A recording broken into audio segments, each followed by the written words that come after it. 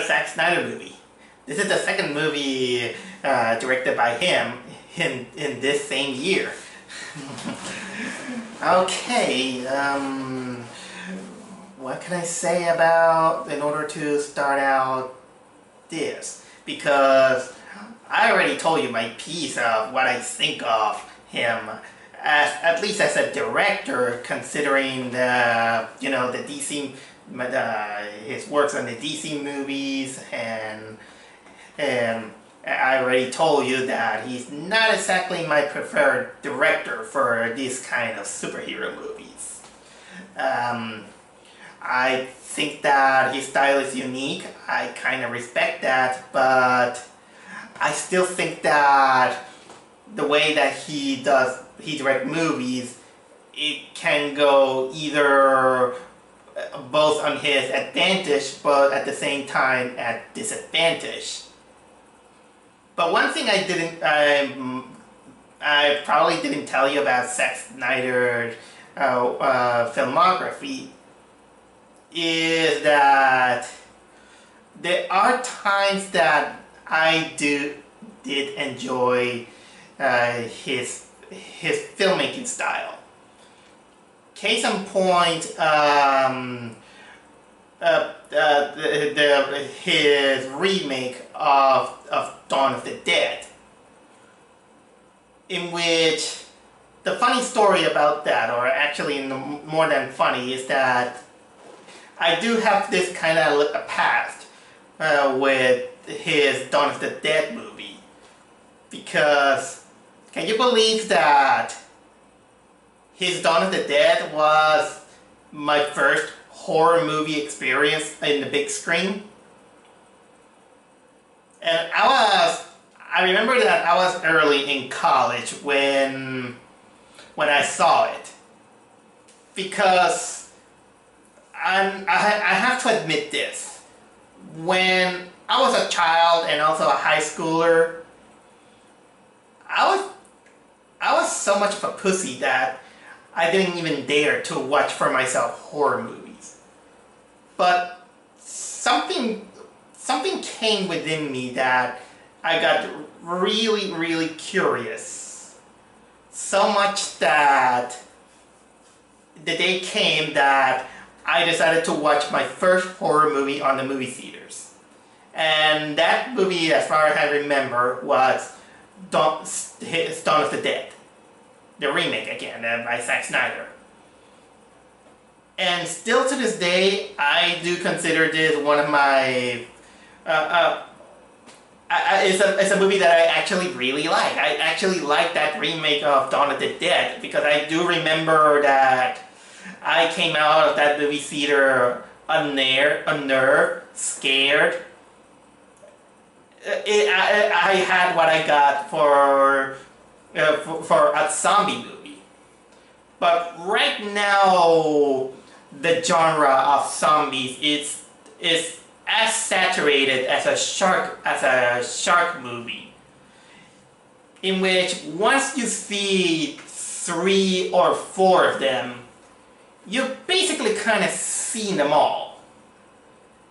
It's gonna take a lot of work and some brainstorming in order to create something that breaks the mold or makes it something different than any other zombie movie.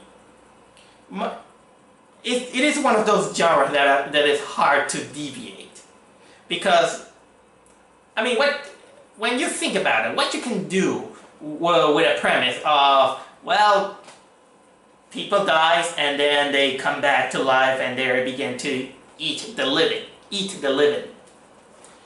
So where can you go with that?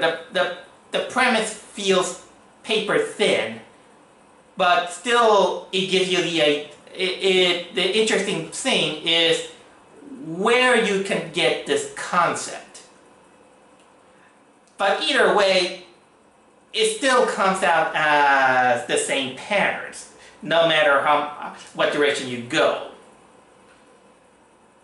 And while what I say does technically feel like a bad thing, honestly, I don't mind.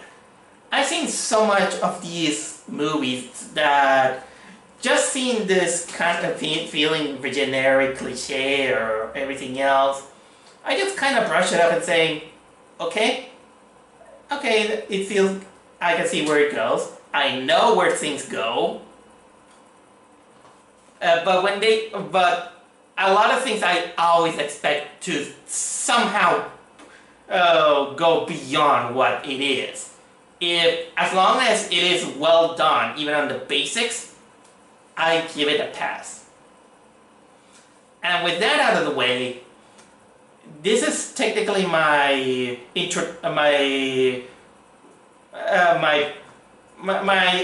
of like my views, of how I view zombie movies.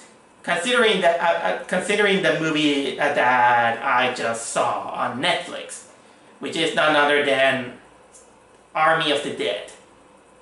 Zack Snyder returning to make zombie movies with this one after being busy with his version of Justice League.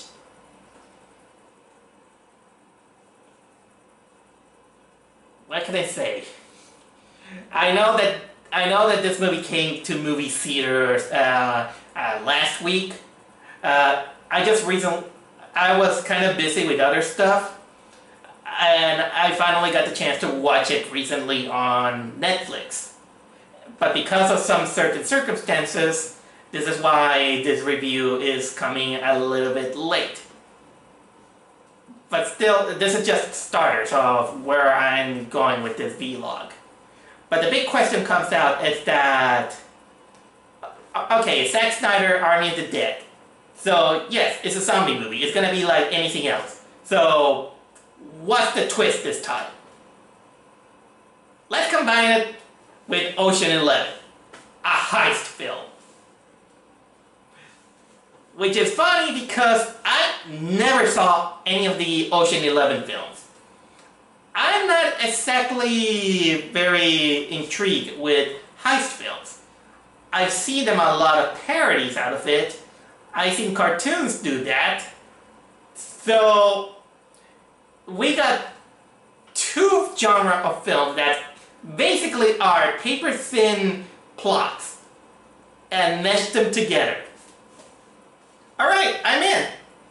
I still like a good zombie movie. I still like a nice movie if it's gonna catches my attention. So, and the result is this. It's still a very, very generic zombie movie. And even a very generic heist film. I just came out liking it okay. I like it just okay. I will say this. I like it a little bit better than Justice League and any of his other DC movies. Mostly because I am a little bit more forgiving on the zombie genre. But let it be said so that there are some things that this movie does very, very poorly. But what you get in for a cheesy zombie movie that doesn't feel like it wants to take itself seriously, but at the same time it wants to but fails miserably.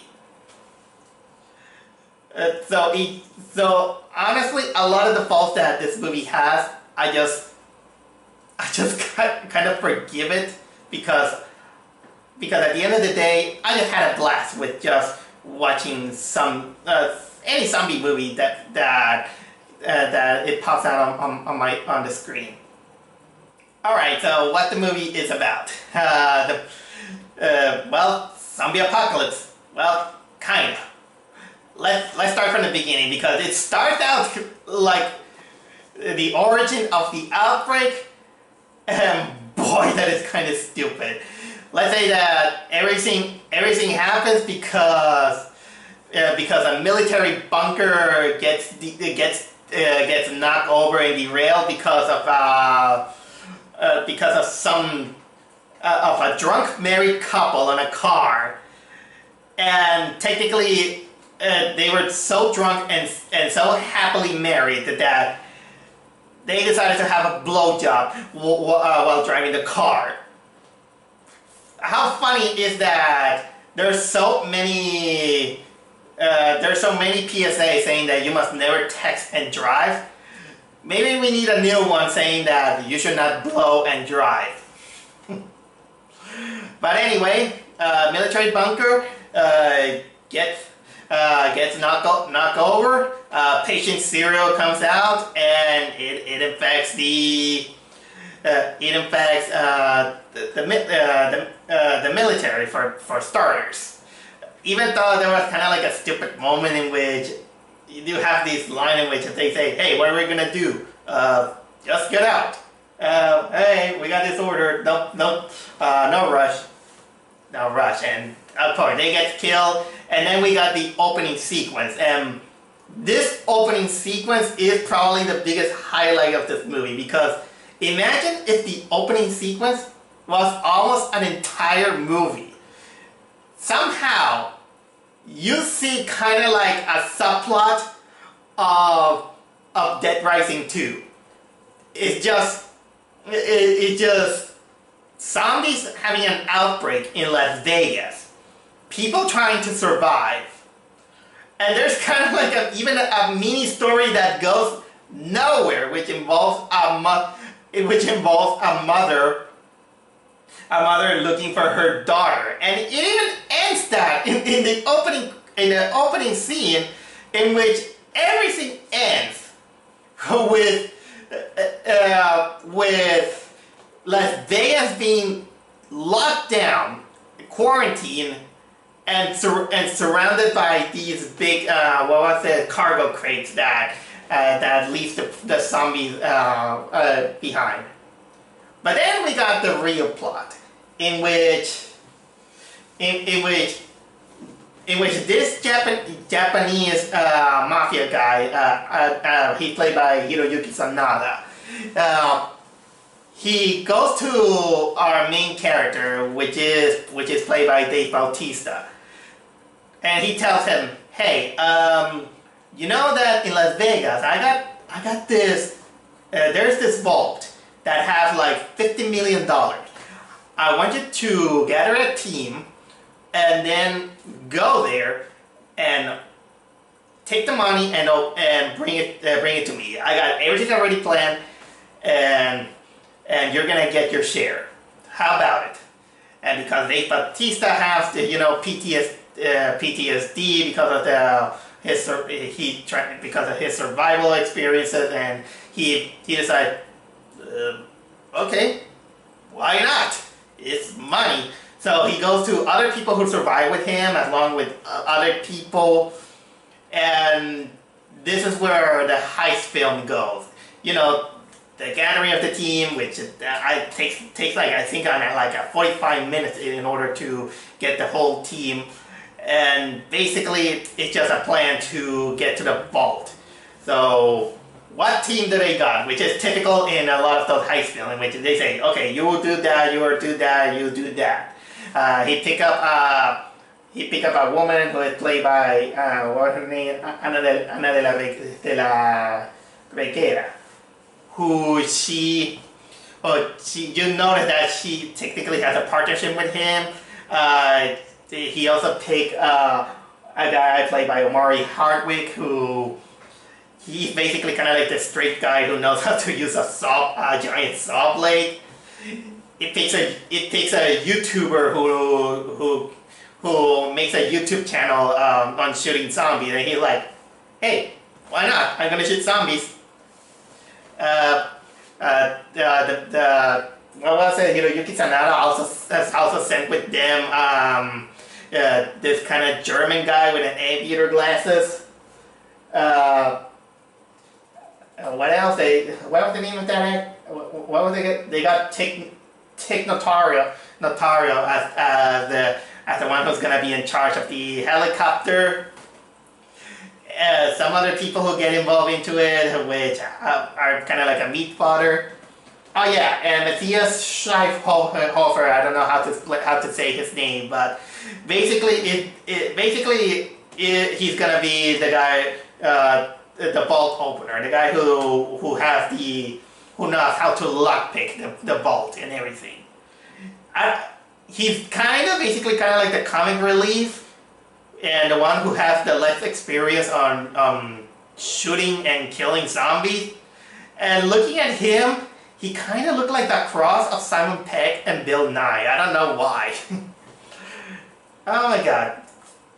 But anyway, those are some of the characters that are gonna enter Las Vegas in order to reach the hotel that has this vault. That's all you have to need to know, at least for the basic premise of this zombie heist semi-apocalyptic thing. Because let me tell you, there's also kind of like a time limit, because only Las Vegas is affected. Apparently, the president said that, you know, it's sad, but we're gonna nuke Las Vegas to celebrate 4th of July. Let you wrap around your head that you're gonna nuke an entire city just for just to celebrate 4th of July. I know it's to prevent further contagion, but man. Oh, but I also want to say that another plot get involved into the heist, in which the daughter of Dave Bautista, who is played by Ella Purnell, she's basically a character who she has bad feelings, kind of like distant feeling with her father, and apparently she has this. Near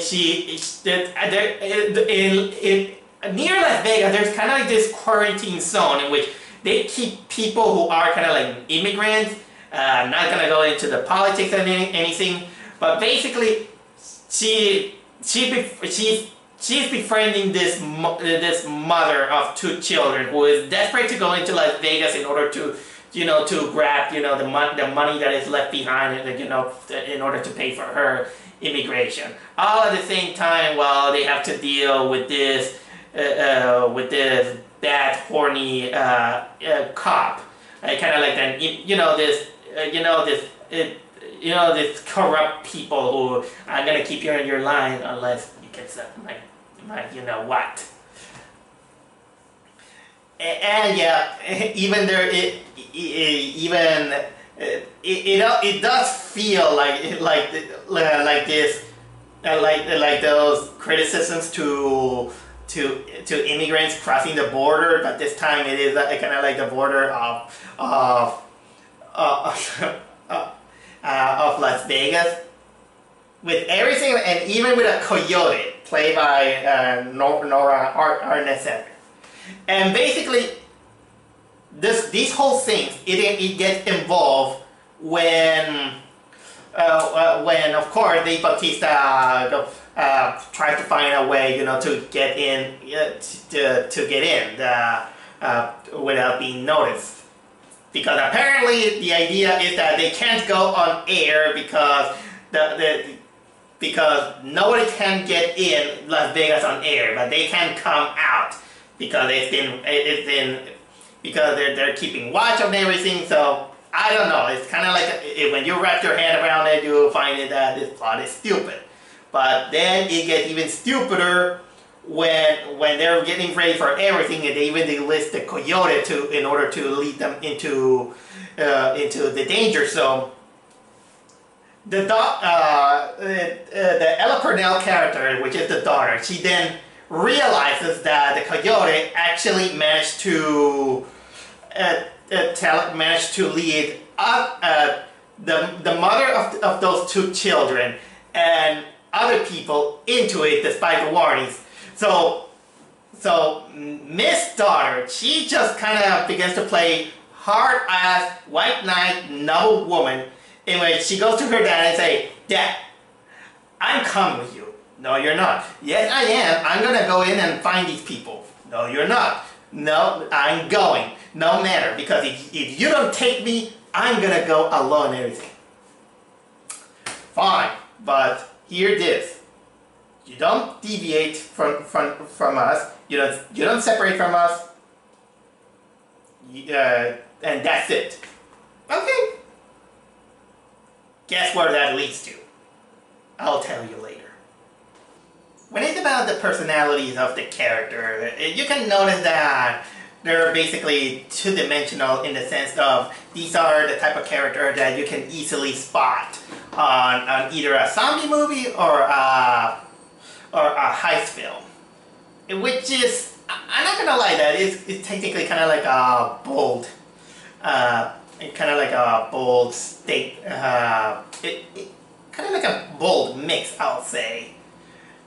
Something it's kind of easy to do. I mean, you can't do much, especially in a zombie movie. And, well, the acting is, of course, okay. And I do appreciate that many of these kind of movies, it does try. Sometimes it tries a little bit too hard on making us feel for the characters, even though you know that you kind of going to pinpoint saying that, okay, this one's gonna die, this one's gonna die, this one's gonna die tragically, this one's gonna die, this one deserves to die, or something like that. Although probably I will say that the best character and maybe the best the best actor in the movie is, of course, Dave Bautista. He does carry the movie. He's shown that he's not a bad actor, especially after. Because I know him mostly for his role as Drax and for the Guardians of the Galaxy. And he does have some acting chops, kind of like this straight guy. Kind of like, I would say that he comes off as kind of likable, at least in this film. Some of the other characters, again, are really hit or miss, I would say.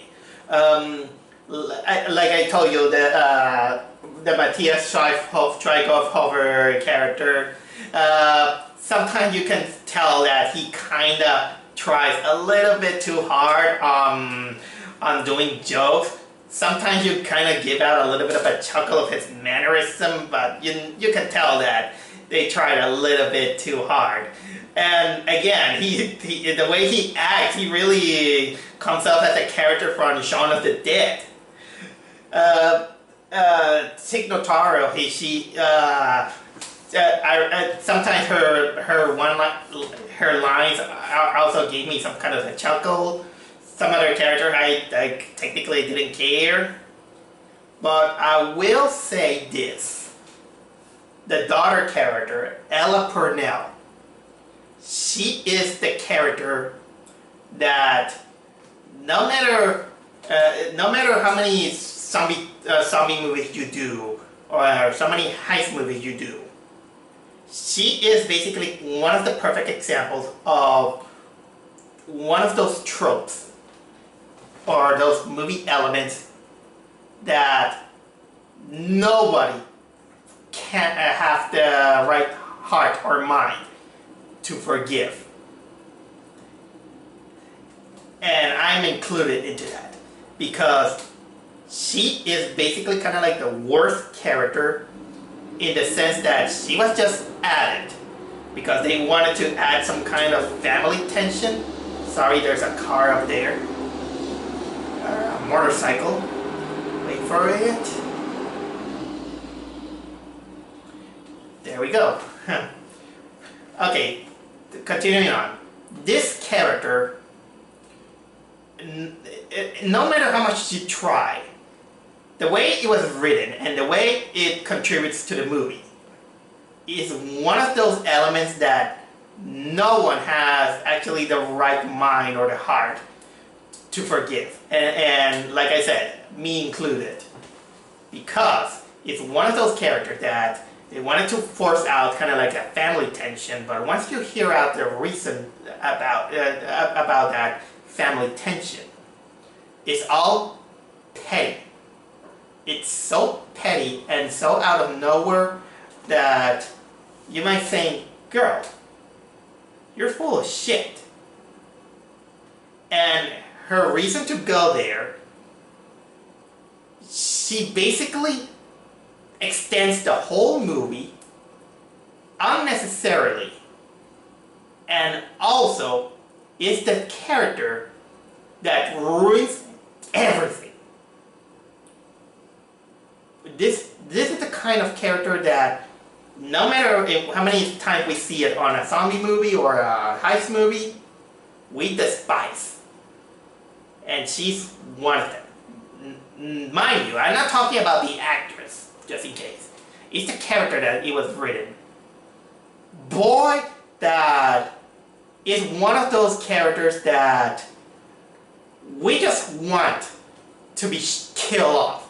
Either by a zombie or being shot by probably the main villain. And nobody will feel pity about it. Even I was thinking that, okay, this character probably is gonna ruin everything, which it does. And I was thinking that, you know, how could this happen solved? David Tita should have shot her like there. You can't go anywhere. I'm telling you to stay. So those wounds are, I know it hurts, but you're gonna stay there. So, but of course there's this PTSD that he has, which I'm not gonna reveal too much in this one. But man, I read long enough about this character.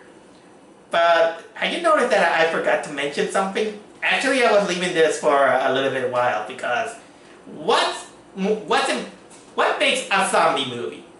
Obviously, a zombies. So, what kind of zombies do we have here? Well, we got technically the raging zombies, the one that ignores rigor mortis and they can run like. But they add something kind of interesting on this one. In this one, the zombies actually they begin to act as a society. So much that there is a hierarchy in which all the zombies are being controlled. Well, not controlled, they're being led by an alpha male and an alpha female. And the alpha female, I will call it kind of like a banshee because she basically screams in order to call out the others. While the other also act out like the chief in command. So much that they, instead of, you know, mindlessly eat out their victims, sometimes the victims are captured, they've been checked upon, even taken as hostages.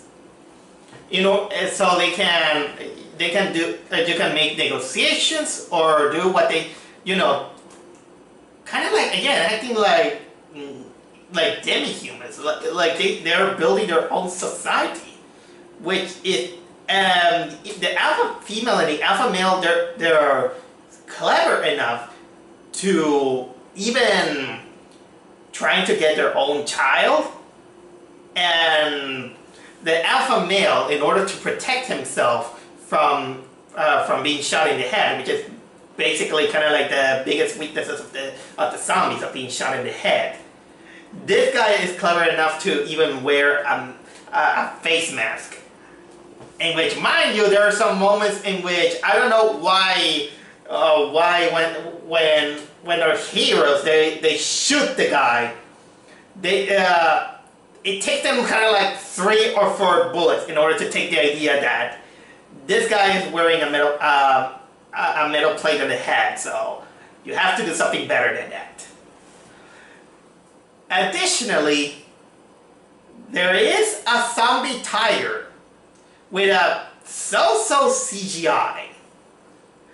And you can tell in what year they started filming or developing this movie, because the only background we get about this zombie tiger is that, well, this tiger is named Valentine, I think it was called like that, and he was the tiger of Siegfried and Roy.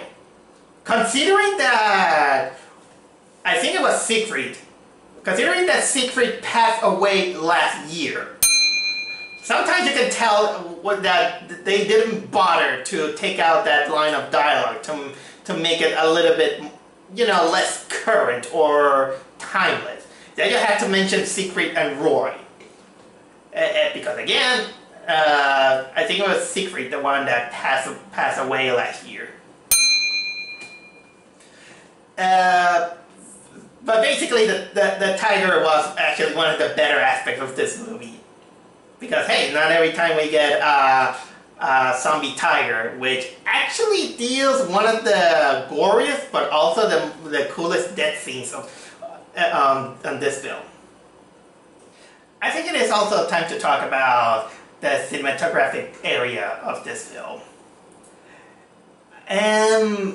Honestly, when you see a Zack Snyder movie, it's obvious that you're gonna see all the Zack Snyder isms, for lack of better words, that you can see on this film. It has slow motion movements in check. You're gonna get music that he selected in order to play out during the slow motion moments. Check. Some awkward moments in which you're gonna see a lot of blurred backgrounds or foregrounds. Check. Because of this, this is gonna be a very, very long movie. How long? 2 hours, 25 minutes approximately? Check. Yes, this is a long movie. It's not as long as the Justice League movie, but man, it's still a chore. But I already told you that you can take a long movie as long as you get invested on this film. So for the benefit of the doubt, I was invested. I was invested on the movie. I wanted to see where it goes. I wanted to see how the heist for the $50 million goes. I wanted to see, but I was also kind of expecting when this awful character is gonna ruin everything, and I was actually kind of expecting if, despite everything, nothing's gonna, it was all pointless. And you know what? I'm not gonna tell you. Or maybe, you know what, I will. It does. It does. Even the whole heist film kind of comes off as kind of pointless when you hear a little bit of the twist. I'm not gonna reveal what it is, but the twist comes off as kind of like out of nowhere, and kind of like, you know, thinking like, yep, you went there, I'm telling you, this is kind of like a buffet of zombie heist tropes. It has almost everything in that plate, in which if you ask me, it's kind of hard to recommend. So how do I recommend Army of the Dead? I'll say that if you just want to watch a zombie movie made by Zack Snyder and you don't care for it, I'll say that for the benefit of the doubt, it's a decent film. It's a decent film that you can tell that they tried kind of like their darnest on it. Speaking of trying their hardest and darnest, one of the things that I recently realized, and I'm not 100% sure, is that, remember that I told you about this CGI tiger in which I think that the CGI effects are really so-so? Well, I've been hearing that the character of Tig Notaro originally was another actor. I don't remember the name of that actor, but basically they had this actor on a few screens, but unfortunately, something happened with that actor that got involved into a scandal, and so they decided to replace with Tig Notaro. And there are some scenes in which they superimpose this character with that actor and with CGI, which honestly, if this is kind of true, I think this is kind of like a really scary, kind of like a scary thought, considering that now everything can be replaced with CGI, which makes it feel so unnatural and very robotic. If I was an expert, I will say that this is a practice that I shouldn't encourage. Okay, but that's kind of like a small trivia that I can say. I already told you that this one is a mild recommendation if you can take a generic zombie movie or a generic heist film, or you feel curious to see what is the result of the mix of both. You might get disappointed, or you might have kind of like the best time. Personally, I had a blast. I had a blast watching this film. It is one of the better Zack Snyder films that I have seen in years. I think that the last Zack Snyder movie that I actually enjoyed was 300. I didn't like any of his DC comic films. Even though I gave kind of like a small praise on his Justice League version.